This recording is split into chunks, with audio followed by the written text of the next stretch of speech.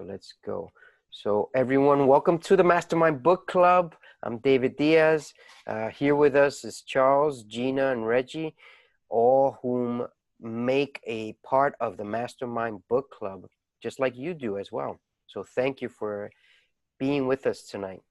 Tonight we review an important book, The Gospel According to Thomas. It's a book that did not make the traditional Bible. It's a small book of the collection of sayings of what Jesus supposedly said back in his day. I believe there are about 144 sayings in this book. It is also a book that was refound in the 1940s, late 1940s or 1940s in Nag Hammadi, Egypt, near Egypt. I don't know exactly the geography of that area, but Nag Hammadi is what is referred to as the books that were found in jars in some type of place that was hidden in the ground. Before I proceed, I just want to ask you one question to keep in mind. Is this book telling us the truth, or is it a hoax? So here we go. I'm gonna show this slideshow here. Let me see if I could share my screen. Okay, please, if someone could let me know if they could see that. The screen there. Can you see the? Yes. Yes. All right, is that any better, or is that the same still? No, that's better. Okay, so the Gospel According to Thomas. Now, why is it called the Rebirth? It's crazy, but this book was hidden from us since around the 3rd or 4th century. So since around 300 AD or 400 AD, this book was hidden from us. But what was the first saying that impacted those who found it in 1940? Know that what is before your face is real, right? Nothing hidden. Nothing hidden that will not be revealed. Know what is before your face, nothing hidden that will be revealed. I don't know if I have that saying correct. It sounds a little weird. So what does it say? It says that, hold on one second here, sorry. 1 second.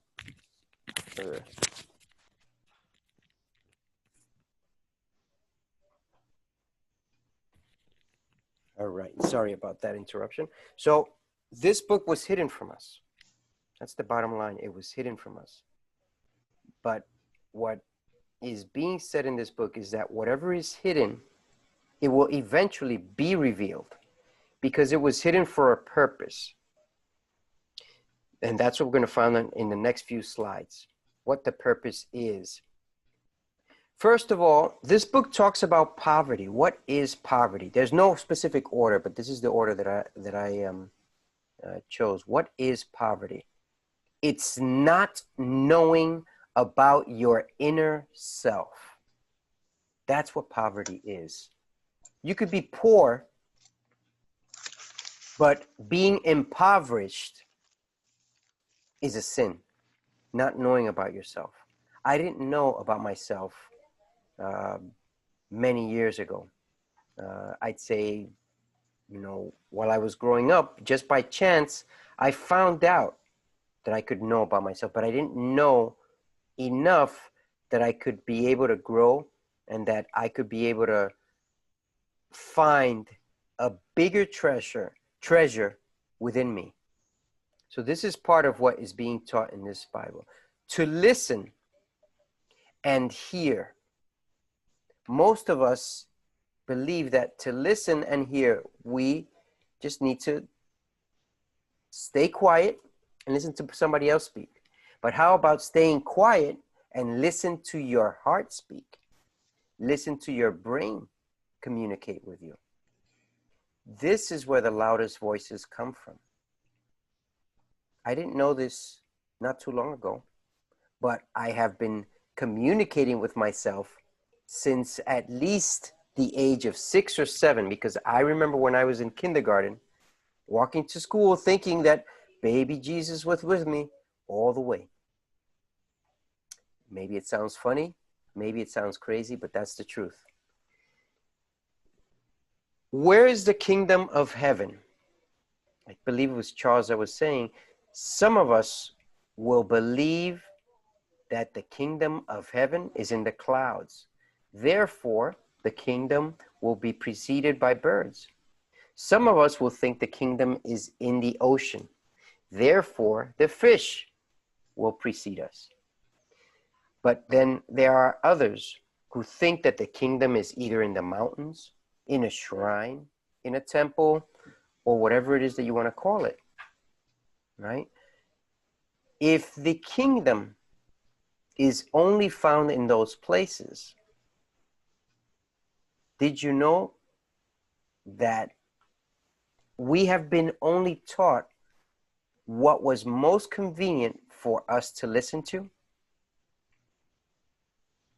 The kingdom is rather inside of us, under a rock, in the air that we breathe, in the rain that sometimes falls on us, wherever we stand.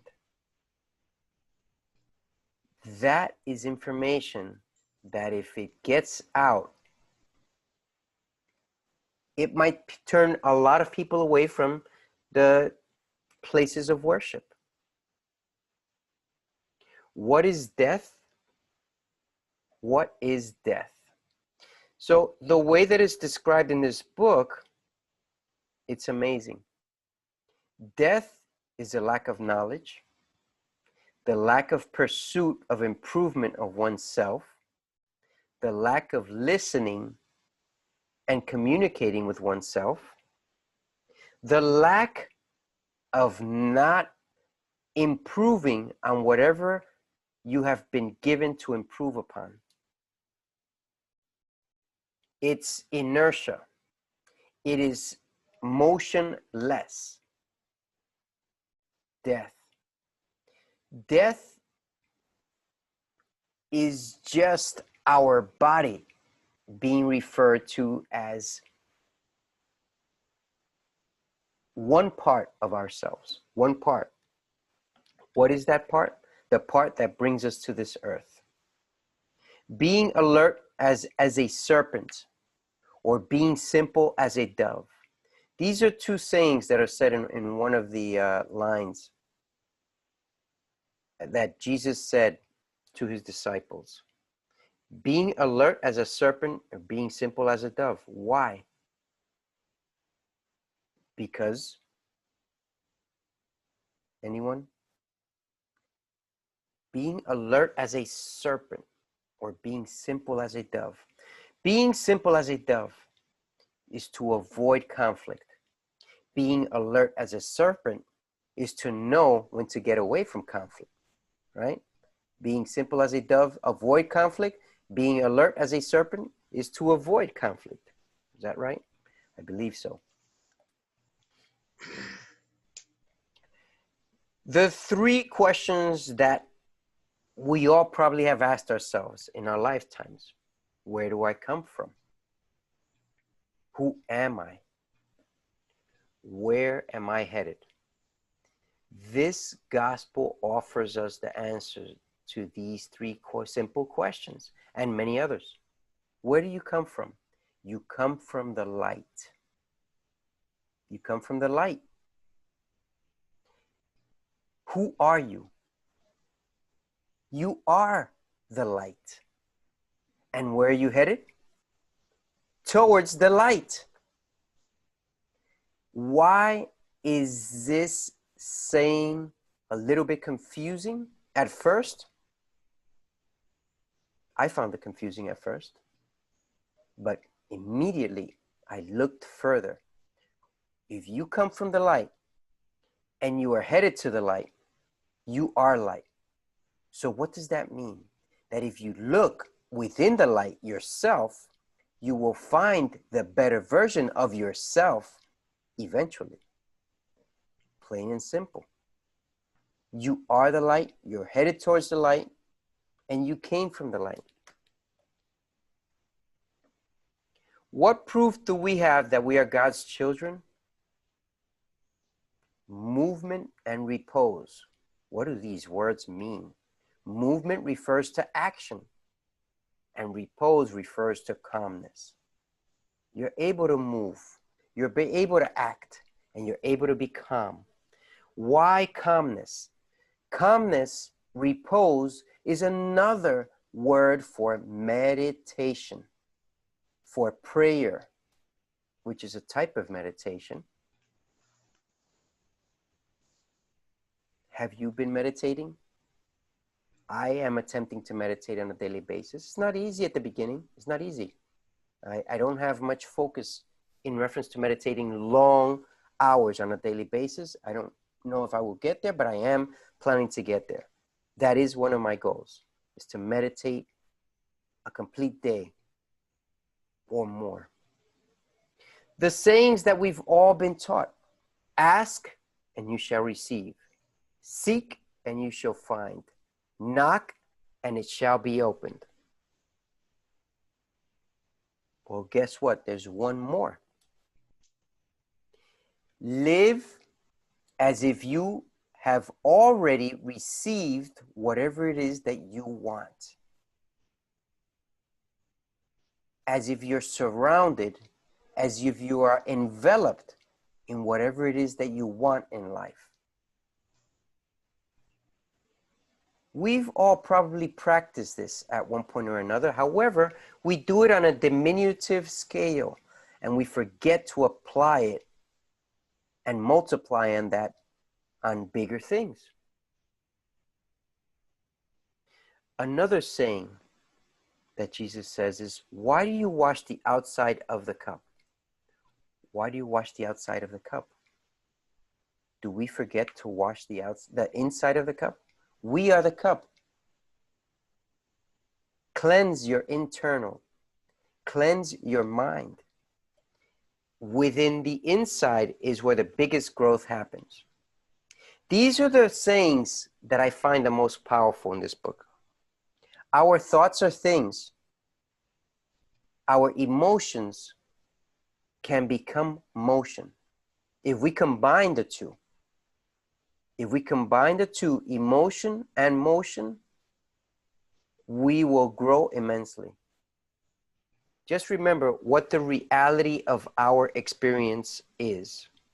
We are interconnected. We are supposed to separate ourselves from the herd. I believe, Charles, you mentioned that, right? About oneness. Yes. And Reggie did too. And Reggie did as well.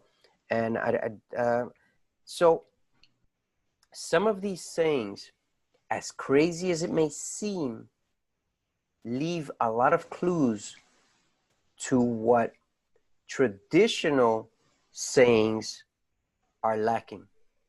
All right? Becoming one with yourself. Something with which a few of us here meditate on. Our consciousness. For a unification with God, we need to meditate. There is no better way to phone God than through meditation. I don't know how long it's going to take me to become a master of meditation, but I'm working on it. And I hope that you are, for your sake. To realize Christ consciousness, to bring about a greater good. I don't know if you believe in Christ or not. I do promote Christ, but I don't sell him in the way I probably should. But I do promote him in that I attempt to practice the life, the teachings, and the application of the life and teachings. We're able to become whatever we want. However, we tend to just forget about it. All right? Now, there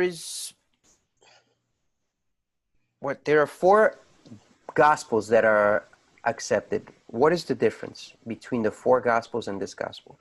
The Gospel of Thomas doesn't really go into the beginnings of Jesus when he was born in a manger and so on. Doesn't really talk about his parents. Talks more about the sayings of Jesus, the powerful sayings, right? The other ones paint a beautiful picture from beginning to end, you know, very colorful. And I'm not discrediting them because those are the ones that were passed down to us. However, this one here is not a storybook in that there are no examples of parables that were said by Jesus in the way that the other Gospels are. This book offers us the biggest self-help keys that we all need. The Gospel of Thomas has expanded within the last, 60, 70, 80 years, immensely growing, and still is to this day. Why? Because we all can merit from this type of knowledge. Is it completely the truth? It depends on you, on what you want to believe. Could it be fable, fiction, or nonfiction? Again, it depends on you. Why do I say this? Because, again, the other Gospels paint a beautiful and spectacular picture. But knowing the life of Jesus, he's not about perfection. He's all about correcting, amending, improving on your life, making errors, and improving upon them. Plain and simple. Now, there's a few other things that I found here that I want to share very quickly. Let's say another 5 minutes. Can you see that on the screen? Yes. Okay, so the New Testament versus the Gospel of Thomas. So in the New Testament, it shows Jesus as the light. Jesus is the light. In Thomas, it shows us that light is within all of us. Knowing Jesus, the light is within all of us. In the New Testament, it shows fasting and prayer are good. Now, this is where it gets confusing. Gospel of Thomas says fasting and prayer are bad. I don't know which one you like better or not. It's up to you. In the New Testament, it talks about the Jewish rabbi. In the Gospel of Thomas, it talks about the Greek thinker. When was the Gospel of Thomas written? It was probably written just before the 200 AD, 160 to 175 AD, probably. All right, it's most probable time frame. Now, the four Gospels of the New Testament were written from like the 30 AD to 100 AD, pretty much. And then the blue section is where there might have been another existence of a different type of the Gospel of Thomas, because they talk about 3 or 4 different types or 5 types when I researched this. Okay, these are the hidden words that the living Jesus spoke, and Didymus, Judas, Thomas wrote them down. And he said, whoever finds the meaning of these words will not taste death. The one who seeks should not cease seeking until he finds. When he finds, he will be dismayed. And when he is dismayed, he will be astonished. And he will be king over the all. What does it mean? Meaning, you're going to look. You're going to research. You're going to go for whatever it is that you want in life. But you're going to have to overcome some obstacles, which will not be easy. You might get disconcerted. You might get anxious. You might want to give up, but that's when you are just 2 millimeters away from accomplishing your goals. So remember that, because it's happened to me many times. If those who lead you say to you, look, the kingdom is in the sky. Well, we went over that already. So Jesus said to his disciples, compare me and tell me who I am like. Simon Peter said, you are like a just messenger. Matthew, you are like an especially wise philosopher. Thomas said to him, Teacher, my mouth will not bear. Teacher, my mouth will not bear all at all to say whom you are like. Now, why would Jesus get upset at this? I believe that Thomas said a mouthful. He said a lot there. He practically told him, how can I, who am I to tell you who you are? In a humble way, I guess, but Jesus didn't like that. I don't know exactly what it meant. I don't know exactly what it's supposed to tell us, but the reality in reference to what is found in this writing is that Thomas seems to have said something very powerful, and Jesus didn't want him to say it at that point in time. I'm guessing. I mean, I could be wrong, and you might have the answer to that. Let's see here. So down all the way at the bottom where it's underlined, Jesus said, look, I will draw her in so as to make her male. Oh, this is in reference to the women. So Simon Peter said to them, let Mary go away from us, for women are not worthy of life. And Jesus said, look, I will draw her in so as to make her male, so that she too may become a living male spirit, similar to you. Every woman who makes herself male will enter the kingdom of heaven. I don't know what this means. It could be funny. It could be crazy. It could be real. And what do I say real?